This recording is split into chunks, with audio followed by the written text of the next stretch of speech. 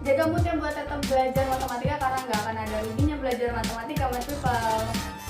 Kemarin kita udah bahas mengenai eksponen dan juga logaritma. Yang belum nonton boleh cek videonya. Yang udah nonton kita lanjut lagi ke pembahasan selanjutnya. Apa materinya? Udah aku tulis di papan tulis. Persamaan dan pertidaksamaan linear. Ini udah dibahas di SMP, tapi kita lihat dulu topik yang akan kita pelajari hari ini, my people. List yang udah aku taruh di sini, kita akan bahas tentang konsep nilai mutlak. Kemudian kita juga bahas persamaan dan juga pertidaksamaan linear, my people. Kemudian untuk yang selanjutnya kita juga akan bahas mengenai persamaan dan pertidaksamaan linear yang melibatkan nilai mutlak. Kalian udah pernah kenal belum sama yang namanya nilai mutlak? Atau udah pernah dengar tapi belum terlalu paham konsepnya? Atau udah pernah tahu tapi lupa? Hari ini kita akan bahas lengkap khusus buat kalian, my people. 1, 2, 3, come on!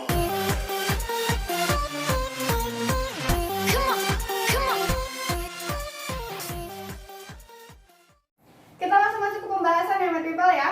Nah, kakak udah bikin peta konsep di sini biar kalian lebih paham tentang bab dari persamaan dan juga pertidaksamaan linear. Nah, pertama kita harus kenal dulu apa itu kalimat terbuka, apa itu kalimat tertutup. Kalau udah ada kalimat terbuka pasti akan ada kalimat tertutup juga kan. Nah, kalau misalnya kita bahas sebuah kalimat, tipenya itu ada dua. Yang pertama kita bahas kalimat tertutup dulu. Nah, kalimat tertutup ini biar gampangnya kalian itu akan tahu dia itu benar atau salah. Dengan sekali baca aja kalian itu udah bisa menyimpulkan dia itu benar atau salah gitu. Contoh kak, misal kakak bilang 2 tambah 2 sama dengan 4. Kalian dengan sekali lihat udah tahu dong ini pasti benar. Terus kalau misalnya kakak asal nulis 1 tambah 3 sama dengan 7. Benar atau salah? Salah, ya nggak? Nah, kalimat yang sudah bisa didefinisikan benar atau salahnya itu termasuk kalimat tertutup. Paham ya? Nah, kemudian kalau kalimat terbuka sendiri berarti kebalikannya. Dimana kalian itu nggak tahu dia itu benar atau salah gitu loh. Contoh, kalau misalnya kakak mau bilang Jakarta ke Bogor itu tuh jauh. Ya, itu kan menurut kakak, menurut kalian belum tentu. Nah, kalimat-kalimat seperti itulah yang disebut dengan kalimat terbuka, di mana kalimat tersebut belum diketahui benar atau salahnya. Paham ya?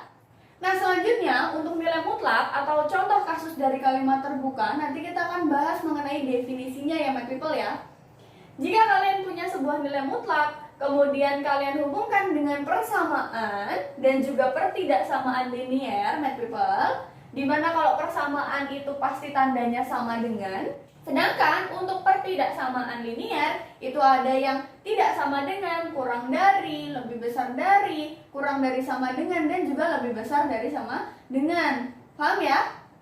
Nah, selanjutnya dengan persamaan dan pertidaksamaan linear ini kalian akan menurunkan sebuah himpunan penyelesaian. Nah, untuk himpunan penyelesaian itu biasanya ada yang tidak ada solusinya, kemudian ada yang tepat punya satu solusi aja. Nah, ada juga yang punya banyak solusi. Jadi nanti kita akan lihat contohnya ya, my people ya. Terakhir, kalau kalian bahas tentang persamaan dan pertidaksamaan linear, kalian akan dapatkan grafik untuk lebih memperjelas visual atau gambaran kalian tentang masalah yang kalian punya, my people. Nah, konsep nilai mutlak sendiri, by definisi, kalau misalnya kita punya X, anggota dari bilangan real, di mana kita juga punya nilai mutlak X. Tandanya gimana kak? Tandanya X, terus ada garis di kanan sama kirinya. Bisa didefinisikan, nilai mutlak X itu bisa menghasilkan X jika X-nya itu lebih besar sama dengan 0. Kemudian, akan jadi min X jika X-nya itu kurang dari sama dengan 0. Jadi intinya kalau misalnya kalian dapat nilai mutlak 2, ini tuh belum tentu hasilnya itu 2. Tapi mungkin aja dia itu min 2. Ya nggak? Nilai mutlak itu mempositifkan intinya. Jadi dia itu kayak dia tuh pengen tahu jarak dari titik 0 ke titik yang kita sebutkan. Contoh, kakak punya garis bilangan. Oke?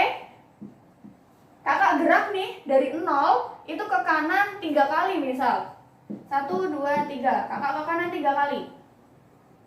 Terus habis itu kakak coba gerak lagi ke kiri 2 kali deh, nggak usah banyak-banyak ya. Ke kiri 2 kali. Setelah itu kakak mau ke kanan lagi 3 kali. Sampai sini ya. Nah, di sini kakak mau tahu berapa kali kakak gerak. Kita itu di sini udah tidak mempertimbangkan lagi apakah geraknya itu ke kanan atau ke kiri.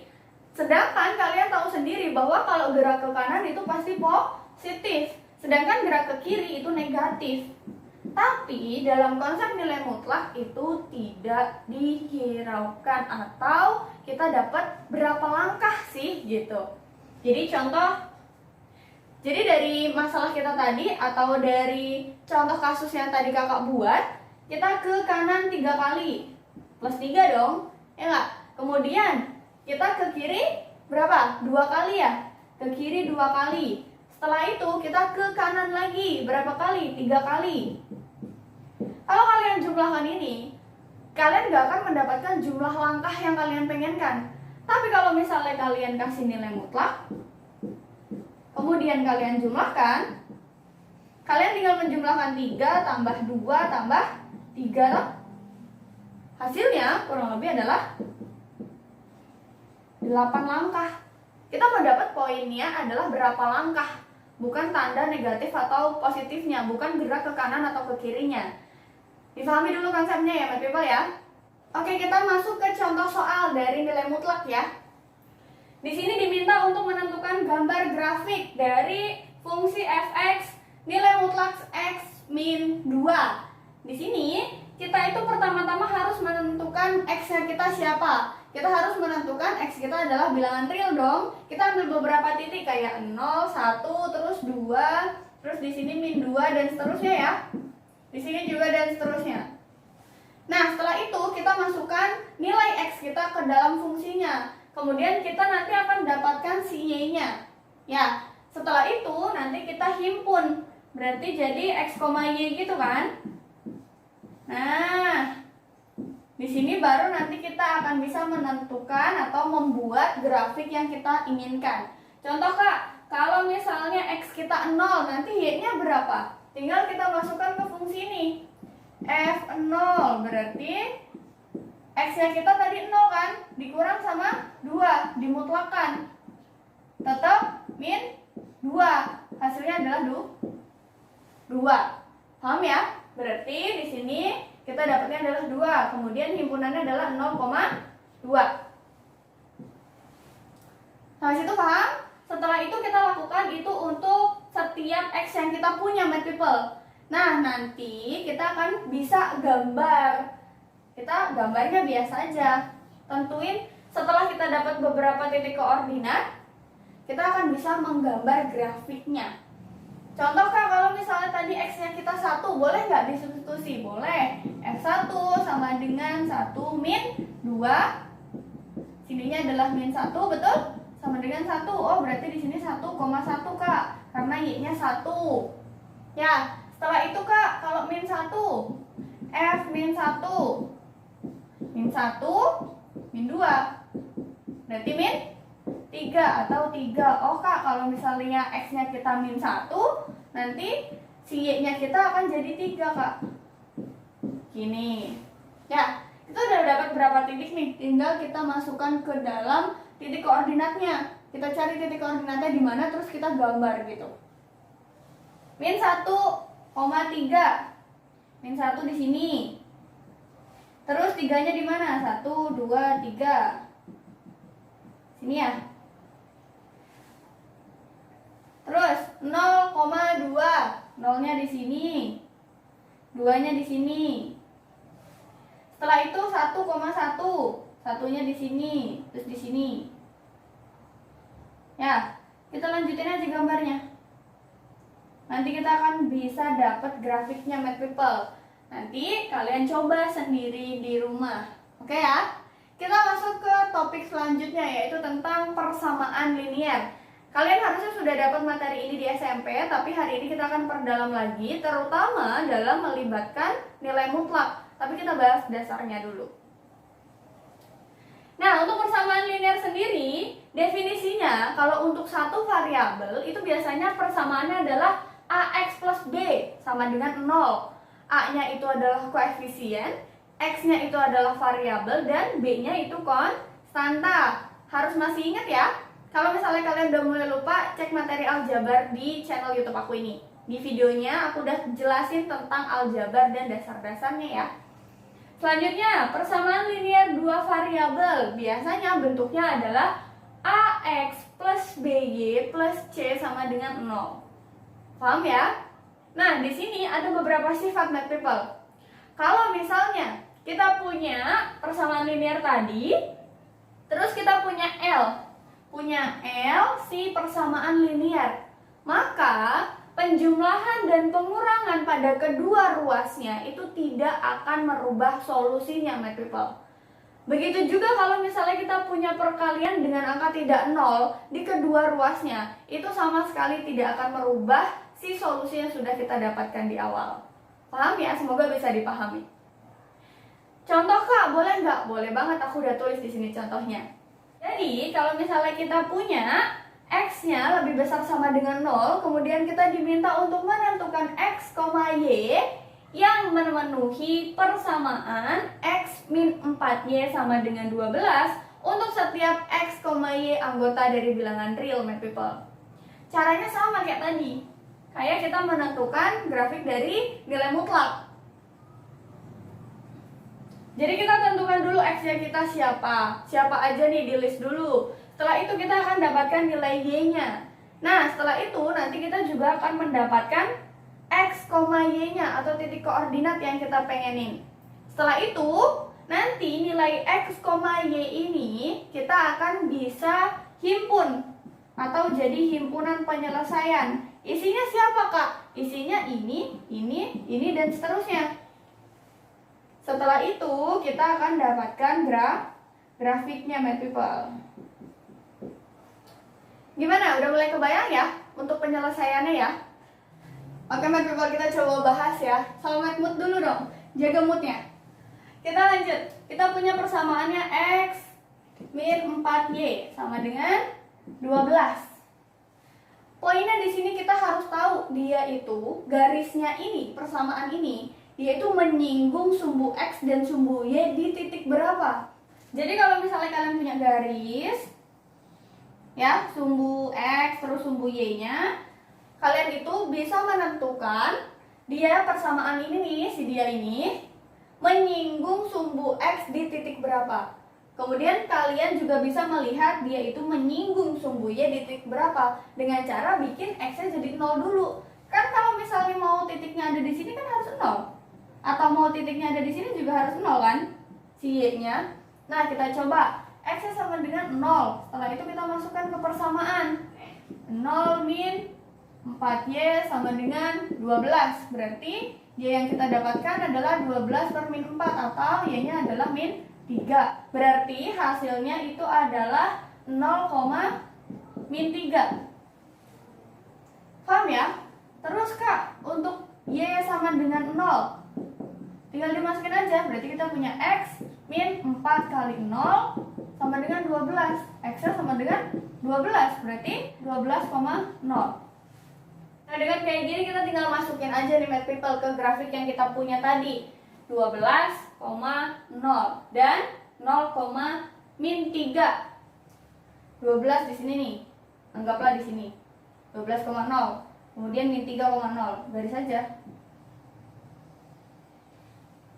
Gitulah.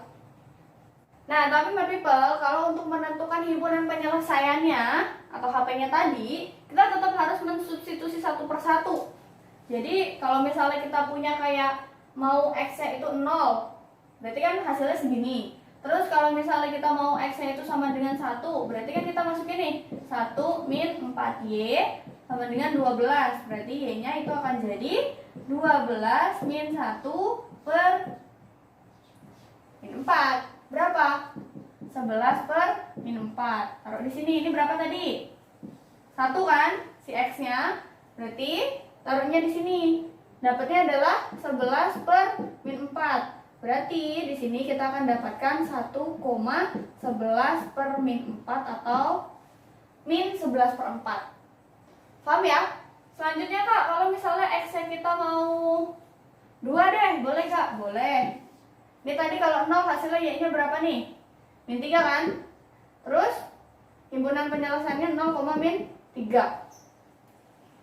Kalau 2 Kak, berarti kita dapat 2 itu adalah, masukin ke sini, 2 min 4, Y sama dengan 12. Y-nya itu akan sama 12 min 2 per min 4. Berapa? 10 per min 4 atau min 10 per 4. Gini ya. Gini deh, biar bagus. Nah, berarti koordinatnya adalah 2, min 10 per 4. Nah, inilah yang akan jadi himpunan penyelesaian kalian. Kalian tinggal melanjutkan sesuai dengan kebutuhan, diperlukannya berapa titik ya Math People ya. Semoga paham tentang persamaan linear Math People.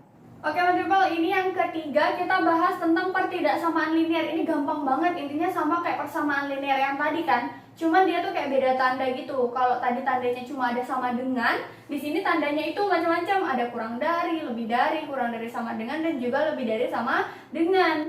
Nah contohnya si Santi ini mau belanja, dia datang ke toko, dia itu punya uang 250. Ya udah, dia itu bisa memperkirakan dia akan beli apa aja. Tapi nggak boleh lebih daripada 250 kan? Karena kalau lebih dari 250 dia ngutang dong, ya nggak? Terus nggak boleh ngepas juga, kalau ngepas dia nggak punya ongkos pulang. Berarti kita tentukan tanda yang tepat adalah kurang dari, bukan kurang dari sama dengan. Coba diingat-ingat lagi, apa bedanya kurang dari dengan kurang dari sama dengan, lebih dari dengan lebih dari sama dengan. Habis itu kalian bisa komen di bawah. Kita lanjut ke topik selanjutnya. Ini yang sebenarnya inti dari persamaan dan pertidaksamaan linear untuk nilai mutlak. Nah, di sini kita langsung masuk ke contoh soal biar kalian lebih paham tentang persamaan linear yang menggunakan nilai mutlak atau yang ada nilai mutlaknya. Penyelesaiannya tuh gak segampang penyelesaian persamaan linear biasa, Math People. Jadi di sini kita harus identifikasi dulu yang ini, kemudian kita juga identifikasi yang ini, Math People. Kayak gimana sih Kak? Langsung aja ya. Jadi kalau kita punya X min 3, nilai mutlak dari X min 3 atau yang pertama ini, kita itu bisa menentukan dia itu jadi dua kemungkinan. Di sini akan jadi X min 3 kalau dia itu X-nya lebih besar sama dengan 3. Tapi dia itu akan jadi min X plus 3 kalau X-nya ini kurang dari 3. Sama dengan, pokoknya sama dengan pengertian nilai mutlak yang tadi deh. Terus habis itu, ya karena yang kedua nih, sama aja, kita punya 2X min 8. Ini bisa jadi dua kemungkinan. Bisa jadi 2X min 8 itu sendiri kalau X-nya itu lebih besar sama dengan 4. Kenapa Kak lebih besar sama dengan 4? Kita lihat dong. 2X min 8 sama dengan 0. Berarti X-nya kita akan jadi 8-nya pindah ruas dibagi 2. Jadi berapa X-nya? 4. Gitu loh, kenapa angkanya 4. Semoga paham ya. Nah, setelah itu yang kedua Kak, ini akan jadi min 2X plus 8 kalau X-nya itu kurang dari 4. Paham? Di sini kita akan punya berapa sekat gitu loh maksudnya. Dia disekat sama angka 3 dan angka 4. Nah, kita akan dapat 3 skema. Yang pertama, X yang kurang dari 3. Kemudian kita akan dapatkan yang ada di antara 3 dan 4. Ya. Kemudian kita akan dapatkan yang di sini. Siapa dia? Yang lebih besar dari 4. X lebih besar sama dengan 4. Kita akan dapatkan skema yang pertama, yang X kurang dari 3. Nah, kita lihat nih, kurang dari 3 untuk yang ini, persamaan pertama, kan tadi yang ditulis apa persamaannya? X min 3 nilai mutlaknya ditambah dengan 2X min 8 kemudian sama dengan 5. Setelah itu, kita lihat, ini kalau kurang dari 3 dia itu yang mana? Yang ini. Berarti yang kita tulis yang mana? Yang ini. Paham caranya? Kita dapetin hasilnya berapa? Min 3 plus 3. Min X plus 3. Setelah itu, kita dapatkan yang ini nih. Ingat, skema kita kurang dari 3. Berarti kita lihat antara dua ini yang kurang dari 3 ada di mana? Kalau ini kan lebih dari 4, berarti 4 ke atas. Yang ini kurang dari 4, berarti 4 ke bawah. Berarti 3 masuk yang ini kan? Tinggal kita masukin ke sini. Min 2X plus 8 sama dengan 5. Gampang kan? Setelah itu kita satuin yang punya variabel yang sama. Jadi kita dapat min X, min 2X plus 3 plus 8 sama dengan 5. Min 3X plus 11 sama dengan 5. Berarti min 3X akan sama dengan 5 min 11. X-nya akan jadi berapa nih? Min 6 per min 3. Hasilnya berapa? 2, Kak. Nah, X2-nya kita ini ada di dalam skema yang pertama. Kan skema yang pertama apa? Kurang dari 3 kan? Berarti ini boleh. Paham ya, my people ya? Kita lanjut ke skema yang kedua. Nah, untuk skema yang kedua itu X-nya ada di antara 3 sama 4. Sekarang kita lihat dulu soal kita. Ada di antara 3 sama 4. Di sini, untuk X yang lebih besar dari 3 sama dengan 3, berarti kan kita pakai yang ini kan? Ya nggak? Siapa? Kita tulis dulu persamaannya kita. Si X min 3 mutlak, kemudian ditambah 2X min 8 sama dengan 5. Ya, kita tuliskan tadi hasilnya mana? Ini kan? X min 3 ditambah, lihat dia itu kurang dari 4. Berarti kita pakai yang mana? Yang ini. Ya nggak? Kan ini 4 ke atas, ini 4 ke bawah. Jadi 4 masih kita pakai yang ini. Min 2X plus 8 sama dengan 5.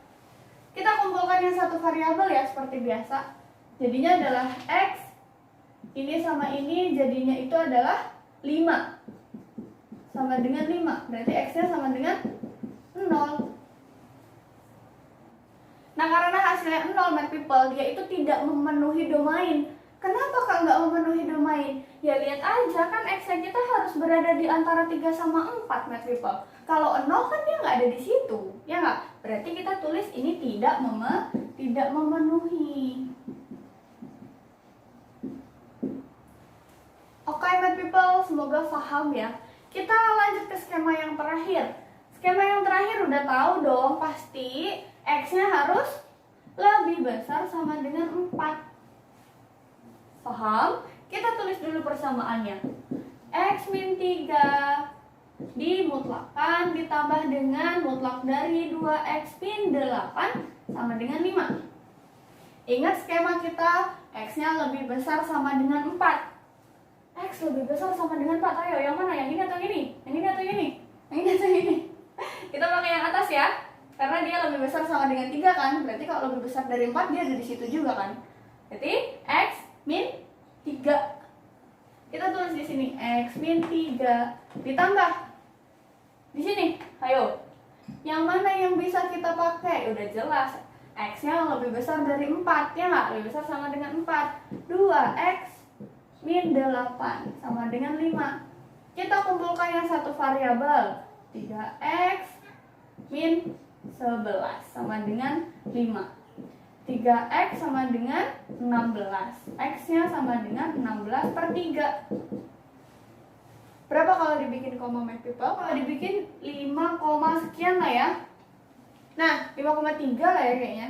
Nah, kalau misalnya kita udah dapat 5,3 itu, berarti kita bisa tentukan dia itu berada dalam domain kita atau enggak. Tadi kita lihat skema kita yang ketiga, apa? Lebih besar dari 4, lebih besar sama dengan 4. Kalau 5 menurut kalian lebih besar nggak dari 4? Iya dong, ya nggak? Berarti kita akan bisa bilang dia itu memenuhi, my people. Gimana, my people? Kalau misalnya kalian ngerasa masih kurang paham, kalian bisa coba latihan sendiri atau kalian bisa komen di bawah untuk bahas latihan soal terkait persamaan linear yang menggunakan nilai mutlak atau yang ada nilai mutlaknya. Paham ya? Nah ya udah deh, kalau misalnya kita udah selesai sampai sini, kita tinggal tulis aja himpunan penyelesaian kita. Ingat, yang ditulis yang memenuhi aja, yang nggak memenuhi nggak usah ditulis. Oke? Siapa tadi? 2 memenuhi, ya nggak? 2,16 per 3. Loh kak, tadi yang ini 0. 0 kan nggak memenuhi, nggak usah ditulis, ya nggak? Semoga membantu kalian buat memahami tentang persamaan linear dengan nilai mutlak. Oke, my people, kita masuk ke topik terakhir di video ini. Nah, di sini kita akan bahas tentang pertidaksamaan yang melibatkan nilai mutlak, my people. Jadi, kalau misalnya kalian punya pertidaksamaan, terus habis itu ada nilai mutlaknya, penyelesaiannya juga sedikit agak beda dari pertidaksamaan linear biasa gitu. Nah, cara pengerjaannya ini berdasarkan pengalaman aku dan aku share ke kalian biar kalian juga bisa menggunakan cara ini dalam penyelesaian pertidaksamaan linear nilai mutlak.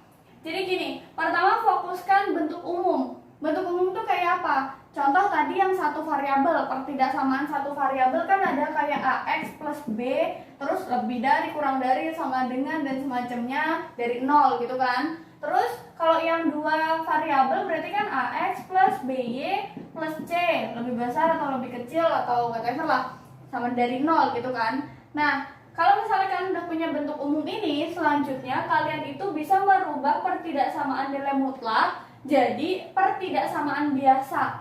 Jadi jangan kalian masih sisakan nilai mutlak di dalam persamaan kalian. Rubah dulu ke persamaan biasa atau pertidaksamaan biasa gitu. Nah, yang ketiga, kalian abain aja dulu tandanya. Jadi mau tandanya kurang dari, lebih dari, dan semacamnya abaikan dulu. Yang jelas kalian itu menyelesaikan persamaannya dulu. Atau anggaplah itu jadi sama dengan dulu gitu. Nah, yang keempat, fokus kalian untuk cari si X-nya atau penyelesaiannya. Setelah itu, setelah X-nya dapat, semuanya kalian bisa tulis si himpunan penyelesaiannya. Paham ya? Aku kasih contoh di sini gampang aja. Selebihnya nanti kalian bisa coba cari referensi sendiri di buku ataupun di internet. Terserah kalian, yang jelas jaga moodnya untuk tetap belajar tentang matematika, terutama di bab ini ya. Nah, di sini aku udah punya X plus 5 dimutlakan itu akan lebih besar dari nilai mutlak X min 2, my people. Nah, seperti yang aku bilang tadi, kita hilangkan dulu si mutlaknya ini. Kalau aku caranya biasanya aku kuadratin, my people. Setelah kita kuadratin kayak gini, ya, kita akan bisa mendapat persamaan biasa atau bentuk umum tadi. Jadi siapa nih? Kan jadi X plus 5 dikalikan dengan X plus 5 kan? Tandanya disimpan dulu aja. X min 2 terus dikalikan X min 2. Kalian selesaikan ini persamaannya biasa aja.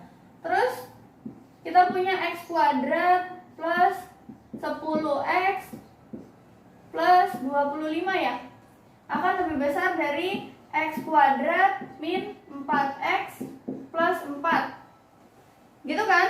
Nah, habis itu kalian satuin aja persamaannya. Jadi ini kalian pindahin ke sini, terus yang satu variabel kalian kumpulin gitu. Kan ini kita punya X kuadrat. Terus ini dia mau pindah ruas kan. Kalau pindah ruas nanti jadi apa? Jadi habis ya. Setelah itu kita punya 10X, yang ini mau pindah ruas jadi plus 4X. Di situ kita punya plus 25. Ini pindah ruas jadi min 4. Ini ya. Udah deh, kita tinggal satu ini dapat 14X plus 21, lebih besar daripada 0. Nah, kita tinggal cari hasilnya aja kan. Kalau udah kebentuk kayak gini berarti kan fokus cari X-nya seperti yang aku bilang tadi kan. Abain dulu tandanya. Berarti kan kita dapatnya X ya, atau 14X deh biar kalian gak bingung. Kemudian tandanya ini kalau mau pindah ruas jadi min 21, betul?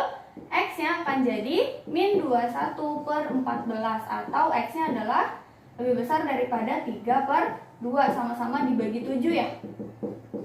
Nah, gimana my people? Ini akan jadi himpunan penyelesaian kalau misalnya kalian punya beberapa yang harus diselesaikan, my people.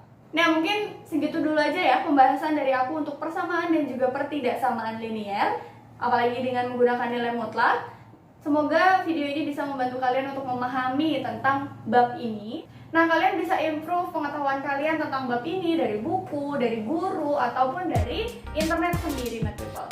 Jangan lupa klik like dan juga subscribe-nya. Salam Math Mood dulu. Wassalamualaikum warahmatullahi wabarakatuh. Stay safe ya guys.